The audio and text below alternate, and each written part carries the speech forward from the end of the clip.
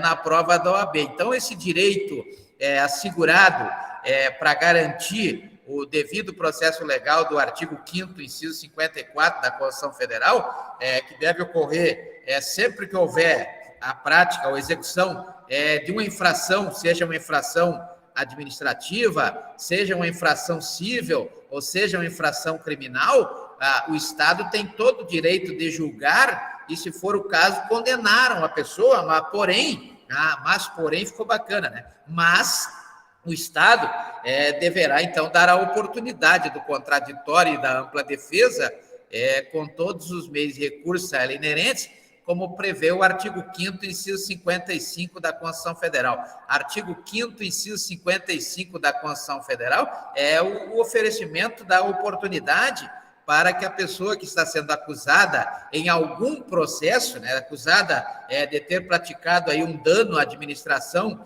ao praticar uma infração administrativa, ou um dano a alguma pessoa, a algum patrimônio, ao cometer uma infração civil, ou um dano à sociedade quando ele pratica um crime ou uma contravenção penal, né? Aquelas contravenções previstas lá no Decreto-Lei 3.688 de 41, que vai sumir esse decreto agora, vai sumir, vai cair para a segunda divisão também, né? Quando surgir aí a lei, o novo Código Penal, que hoje nós temos aí na PEC, aliás, projeto de lei, né, 236, de 2012, né? O projeto de lei 236 de 2012 trará aí o Código Penal, né? O novo Código Penal. Então, vejam que nós temos aí o processo. O processo, quando se fala em processo, a palavra processo, ela logo deve linkar, né? O termo moderno agora é linkar exatamente com essa possibilidade do contraditório e da ampla defesa, porque o Estado não pode, o juiz, a autoridade administrativa, ele não pode dar aquela sentença ou sentenciar, como prevê a Lei 8.429 de 92, sem primeiro dar a oportunidade do contraditório e da ampla defesa ao acusado. O juiz civil também não pode sentenciar, por exemplo, a alguém, alguma pessoa, a cumprir alguma obrigação, seja uma obrigação genérica ou uma obrigação específica, né? Obrigação genérica é aquela obrigação por quantia certa, prevista lá no artigo 824 da Lei 13.105 de 2015, ou a obrigação específica, que pode ser obrigação de entregar coisa certa ou entregar coisa incerta, né? Obrigação de fazer, né? Por exemplo, pagar os alimentos da criança é uma obrigação de fazer, né? Está lá no artigo 815 da Lei 13.105 de 2015, e obrigação de não fazer também, que é muito comum aí nas questões ambientais, né? Para quem gosta aí do direito ambiental, para quem gosta aí, nós estamos agora com a COP26, né? Fala sobre o clima, mas está envolvido aí exatamente o ambiente, né? O nosso ambiente, que deve ser um ambiente sadio, de qualidade, como é um direito social de todo cidadão brasileiro, conforme prevê o artigo 225 da Constituição Federal. O artigo 225 da Constituição Federal nos traz lá o direito ao meio ambiente ecologicamente equilibrado, não é verdade? Então, vejo que pode acontecer também uma obrigação aí de não fazer, como prevê o artigo 822 do Código, na verdade, do Código de Processo Civil, que é a Lei 13.105 de 2015. E também pode cometer aí um dano à sociedade, um crime, até um crime ambiental pode acontecer, né? Aqueles crimes previstos lá, por exemplo, o crime de poluição, lá do artigo 54 da Lei 9.605 de 96, né? Essa lei aí, de 98, né? 9.605 de 98, é a chamada Lei dos Crimes Ambientais, né? Então, toda ação ou omissão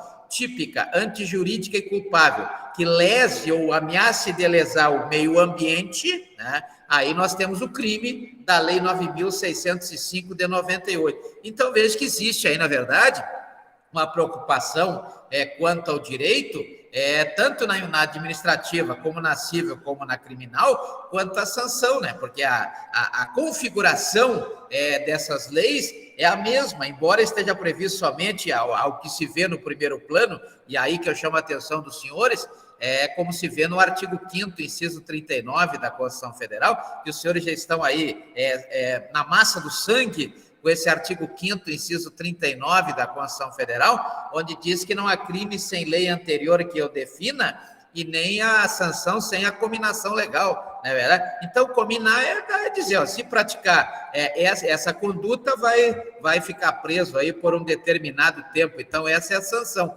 Lembrando sempre que a preocupação desse mandamento de que a sanção esteja combinada, tanto a sanção administrativa quanto a ação civil, quanto a sanção criminal, esteja determinado na lei, exatamente pelo que pressupõe o ius humanismo, né, os direitos humanos, as regras fundamentais dos direitos humanos, que prescreve que o Estado jamais poderá ser vingador. O Estado não pode ser um Estado vingador, né? O Estado tem uma finalidade. Quando ele aplica uma sanção em alguém, essa sanção ela deve ser exatamente na medida da proporcionalidade, né? Ela deve ter a finalidade de reeducar, ressocializar e reintegrar, né? Então, a infração administrativa, a sanção administrativa, ela deve reeducar, ressocializar e reintegrar. A sanção civil também deve reeducar, ressocializar e reintegrar. E a sanção criminal, a mesma coisa,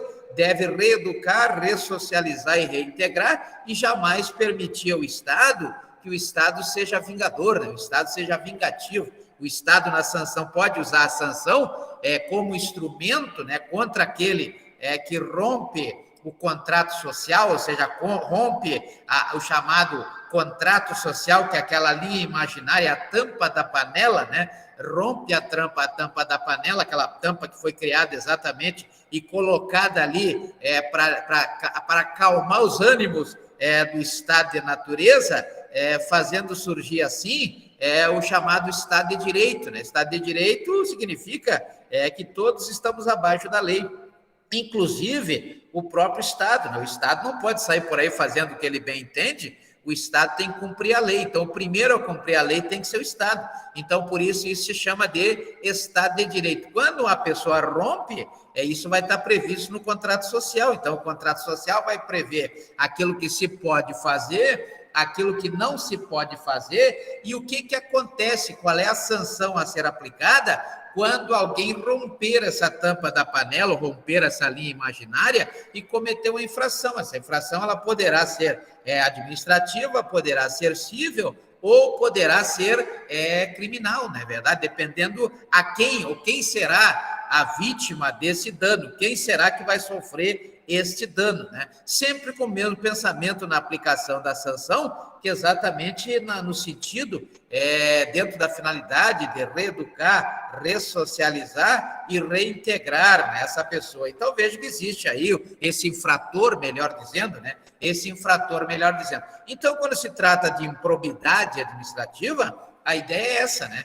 É reeducar, ressocializar e reintegrar o agente público, né? Falamos também no caso do abuso de autoridade, que aí já é um crime, aí já é uma infração criminal, né? Uma infração que tem aí, na verdade, a natureza de uma ação ou uma omissão, tem caso de omissão também, omissão que seja típica, antijurídica e culpável, né? Sendo típica aquela configuração prevista lá no artigo 5º, inciso 39 da Constituição Federal, ou seja, a conduta, né? O nexo de causalidade do artigo 13, a responsabilidade subjetiva do artigo 18 e o resultado, né? Para comprovar, para colocar lá na balancinha quem vai alegar e quem alega que tem que colocar na balancinha, como prevê o artigo 156 do Código de Processo Penal, a mesma coisa que prevê o artigo 36 da Lei 9.784 de 99,